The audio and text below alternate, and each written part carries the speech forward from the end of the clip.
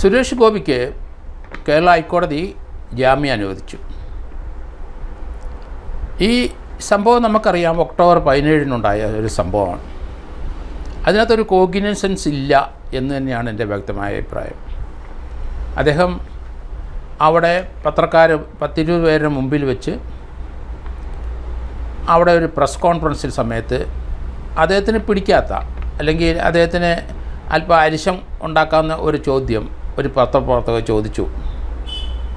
നേരത്തെ അദ്ദേഹം തോറ്റ സ്ഥലമല്ലേ, അവിടെ വീണ്ടും നിൽക്കുമോ, അതിനുശേഷം ഈ അവിടെ തൃശ്ശൂർ നിൽക്കുന്നുണ്ടോ, അവിടെ ഇലക്ഷന് നിൽക്കുന്നുണ്ടോ എന്നൊക്കെ ഒരു ചോദ്യം.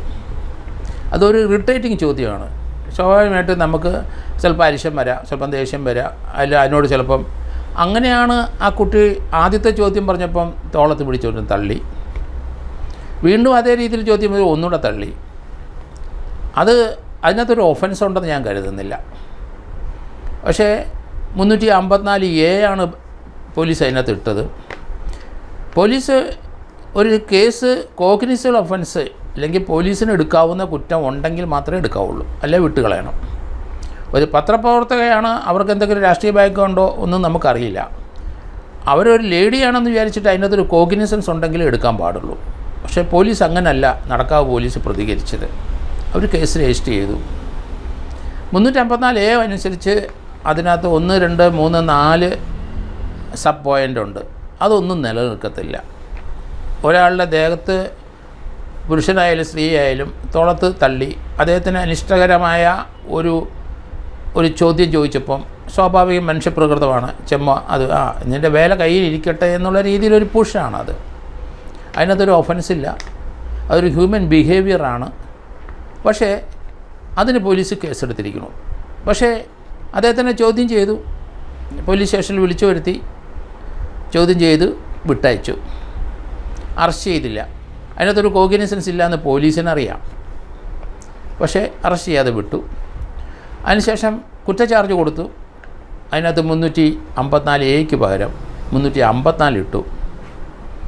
354A തള്ളിനോടൊപ്പം ഒരു സെക്ഷുവലായിട്ട് സ്വല്പം അഡ്വാൻസ് ചെയ്യണം, അല്ലെങ്കിൽ സെക്ഷുവലി കളർ റിമാർക്സ് പറയണം, അല്ലെന്നുണ്ടെങ്കിൽ ഒരു പോർണോഗ്രാഫി കാണിക്കണം, അല്ലെങ്കിൽ ഒരു ഫേവറബിൾ അല്ലെങ്കിൽ സെക്ഷുവലായിട്ട് ഫേവറബിളായ ഒരു കാര്യം പറയണം. ഈ 4-5 കാര്യങ്ങളുണ്ടെങ്കിൽ മാത്രമേ 354A നിലനിൽക്കുള്ളൂ. അത് പോലീസ് വളരെ വിദഗ്ധമായിട്ട് 354 ഒഴിവാക്കി. അതിലൊന്നും നിൽക്കത്തില്ല എന്ന് മനസ്സിലായി.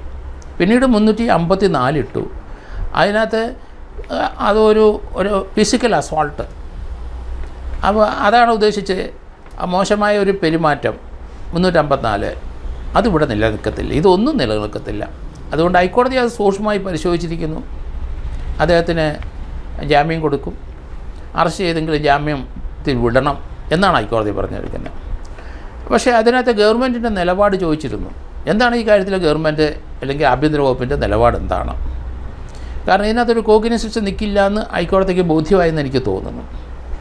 അതുകൊണ്ട് വരും ദിവസങ്ങളിൽ സുരേഷ് ഗോപി അവരുടെ വക്കീലും ഇതിൻ്റെ FIR ക്വാഷ് ചെയ്യാൻ കൊടുത്താൽ അത് ക്വാഷ് ചെയ്ത് പോകുമെന്നാണ് എനിക്ക് തോന്നുന്നത്.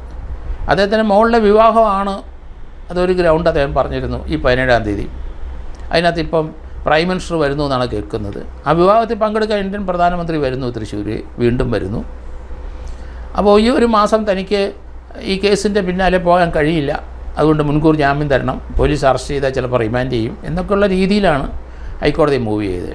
പക്ഷേ ഒരു കോഗ്നിസൻസ് എടുക്കാനുള്ള ഒരു ഒഫൻസ് അവിടെ നടക്കാത്തത് കൊണ്ട് തീർച്ചയായിട്ടും ജാമ്യം ഹൈക്കോടതി കൊടുത്തു. രണ്ടാമത് ഹൈക്കോടതി വീണ്ടും മൂവ് ചെയ്താൽ ഈ ഇൻഗ്രീഡിയൻസ് അനുസരിച്ച് 354A 354 ഒരു കുറ്റം അതിനകത്ത് വെളിവാകാത്തത് കൊണ്ട് തീർച്ചയായിട്ടും അതിൻ്റെ FIR ക്വാഷ് ചെയ്യാം, അല്ലെങ്കിൽ മെറിറ്റിൽ അതിനകത്ത് മെറിറ്റില്ല എന്ന് പറഞ്ഞ ഹൈക്കോടതിക്ക് 354 അത് ക്വാഷ് ചെയ്ത് കളയാം.